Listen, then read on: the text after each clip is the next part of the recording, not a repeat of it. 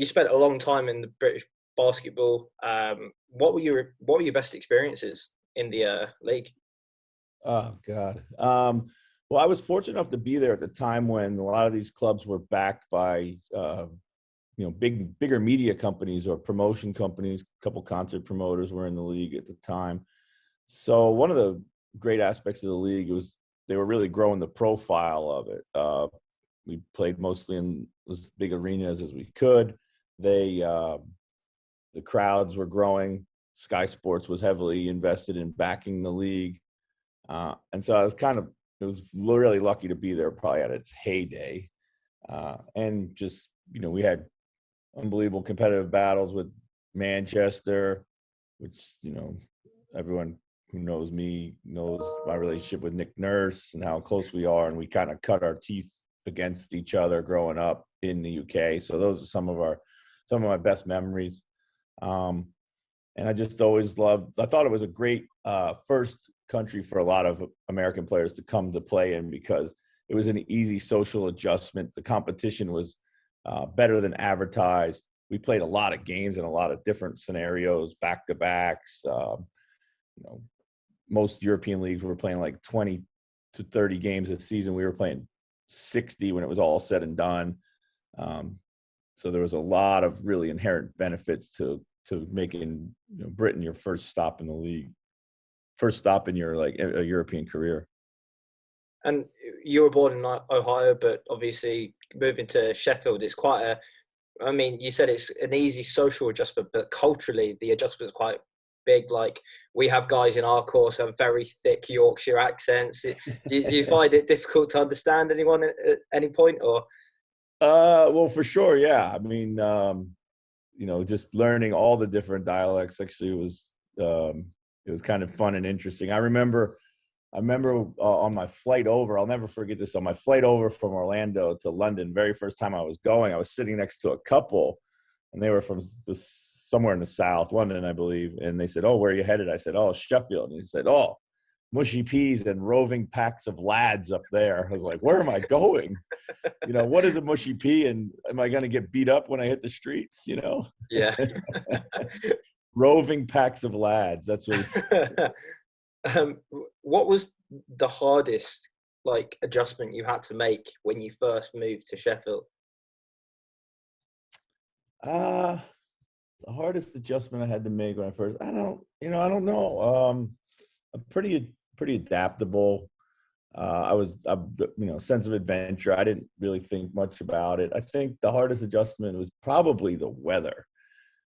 Just you would go weeks without seeing the sun.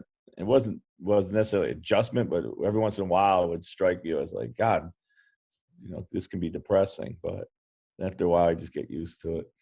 Yeah. Right now, right outside my window, it was sunny 2 minutes ago, and now it's hammering it down. So That's spring yeah. in the UK. So your old club, Sheffield Sharks, as I said, are up against Newcastle Eagles tonight. It's the first round of the playoffs, the quarterfinals. It's the first leg, the second leg in a few days from today. Have you got any advice for your old team, or any words of encouragement that you can give them? Well,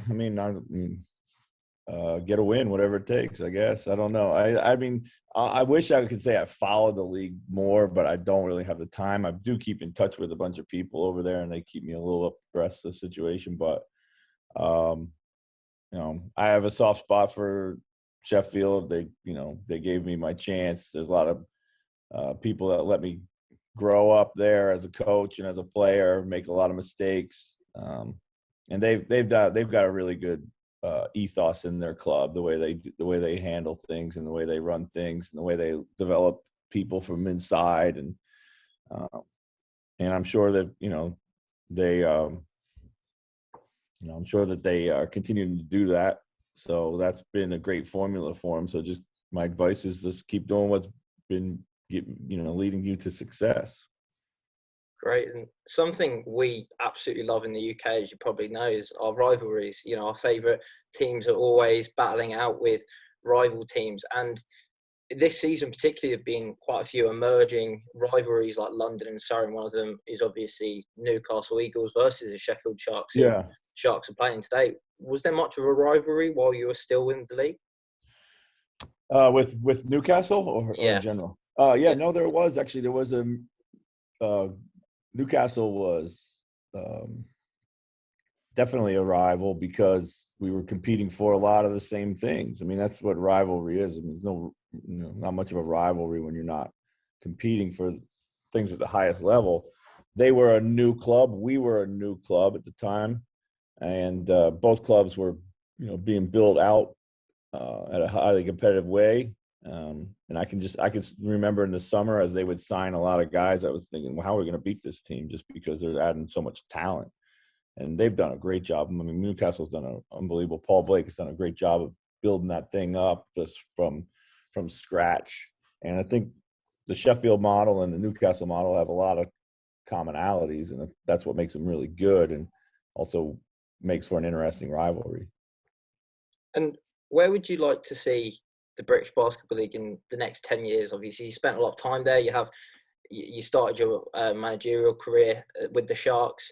And also, do you think there's any chance for some of our young talent, like Cameron Hildreth, for example, who's heading to Wake Forest this year at the age of 18, 19?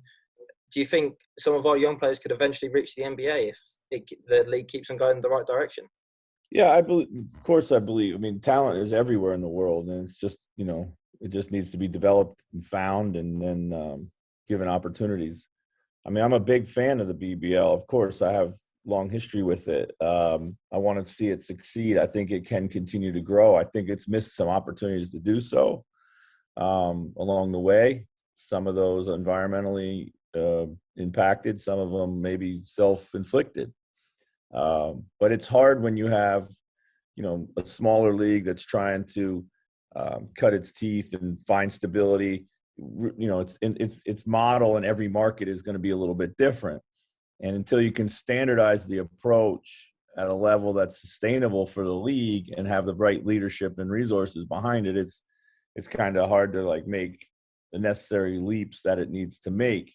Having said that, there's a lot of people who are really committed to the game, have done a great job growing their franchises and surviving, some pretty tough times that have impacted all of European basketball, not just the BBL. So, I still think that it can make it at a high level.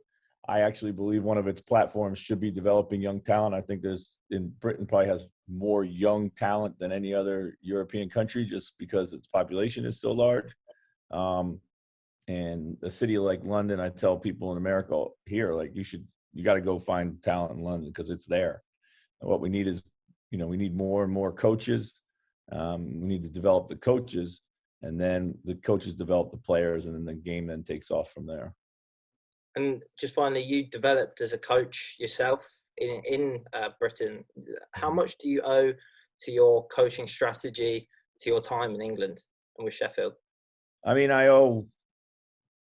Percentage-wise, I probably owe 80% of who I am as a coach to the time I was in the UK.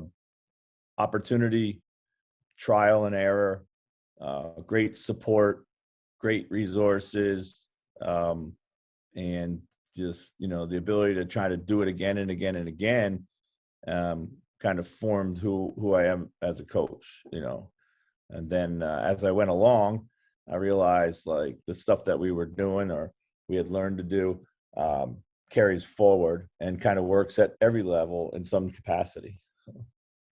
Just before I come on mute and let someone else speak, so you drinking from a mug. Obviously, it's 8 o'clock in the morning. Did you take on our tea culture? Do you brought tea bags back to the UK or US? I did. I don't drink coffee. I've never been a coffee fan. Never drank hot tea before I went to the UK. So that's my legacy I'm taking to the world is British tea. Brilliant. Thank you very much. Thank you. All right.